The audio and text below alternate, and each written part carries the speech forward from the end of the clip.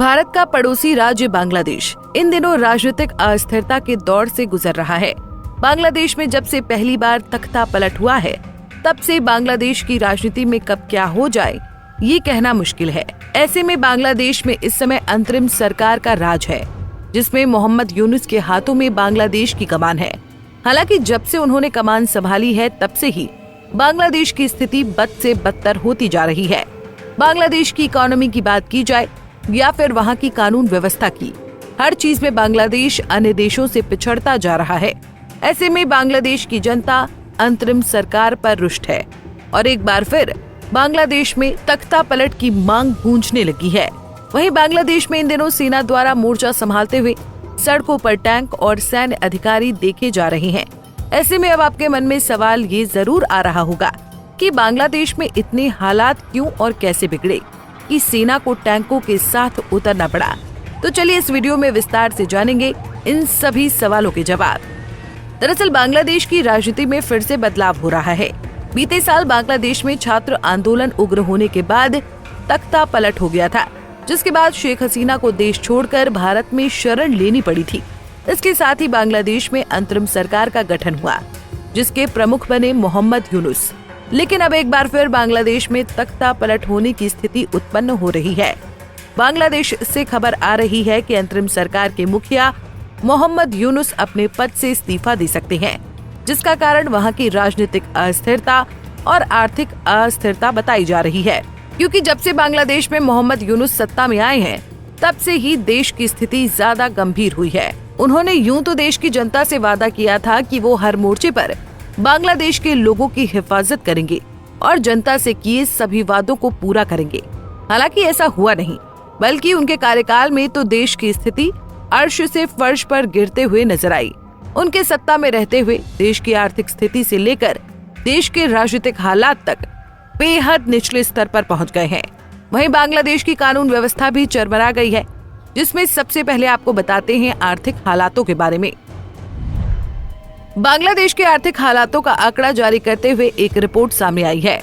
इस रिपोर्ट में बताया गया है कि बांग्लादेश पर विदेशी कर्ज 103.64 बिलियन डॉलर तक पहुंच गया है। वहीं अब अगर इस कर्ज को प्रत्येक नागरिक के हिसाब से देखा जाए तो बांग्लादेशी हर नागरिक पर अब 41,000 रुपए यानी तकरीबन $483 के आसपास का कर्ज है।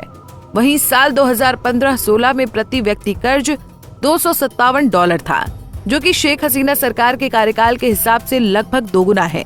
इसके साथ ही सबसे चौंकाने वाली बात ये सामने आई है कि बांग्लादेश में अकेले सरकार पर 84.21 बिलियन डॉलर का कर्ज है, जबकि देश की कुल आबादी 17.4 करोड़ है।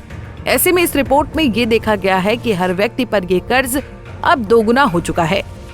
ऐसे में जो सरकार जनता के वादों को पूरा करने के साथ सत्ता में आई, या कहें कि विपरीत परिस्थितियों से आई, जिसने वैश्विक निवेश से लेकर विकास की बात तक में जनता को पूरी तरह से अपने विश्वास में किया, उसी सरकार के कार्यकाल में जनता की हालत बद से बदतर हो गई है।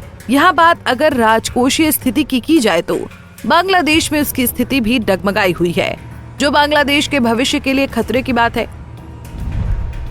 वर्ष 2023-24 में बांग्लादेश की प्रति व्यक्ति आय बढ़कर $2,738 हो गई थी। इस दौरान जहां एक ओर आमदनी में इजाफा हुआ, तो वहीं दूसरी ओर देनदारियां भी बढ़ गई हैं, जिससे आम जन कर्ज में डूब गया है। ऐसे में इस आय का लाभ कहीं से भी आम आदमी तक पहुंचता हुआ नहीं दिख रहा है। वहीं बांग्लादेश की मुद्रा, जिसे वहां टका कहते हैं, उसकी कीमतें भी लगातार गिर रही हैं, जिससे बांग्लादेश के लिए विदेशी कर्ज लेना और महंगा हुआ है। वहीं अंतर्राष्ट्रीय बाजार में वैश्विक ब्याज दरों में वृद्धि हुई है। ये सभी कारण हैं जिसने अंतर्राष्ट्रीय आर्थिक अनिश्चितता के चलते बांग्लादेश की अर्थव्यवस्था को और ज्यादा चिंताजनक स्थिति में डाल दिया है। ऐसे में विकास नीतियों में होने वाले खर्चों में कटौती और राष्ट्र के राजकोषीय भंडार नीति पर सरकार सख्त नियंत्रण लगाने के लिए मजबूर है। वहीं इन सब से परे बांग्लादेश में शांति व्यवस्था भी चरमराई हुई है, जिस वजह से बांग्लादेश की सेना को टैंकों के साथ सड़क पर उतरना पड़ा है, जो वहां सैन्य गतिविधियों के द्वारा किसी भी तरह की असामान्य घटना की निगरानी के साथ साथ नागरिकों की सुरक्षा सुनिश्चित करने के लिए जुटे हुए हैं। हालांकि इन परिस्थितियों को देखते हुए बांग्लादेश की जनता में बेचैनी और असमंजस सा माहौल है।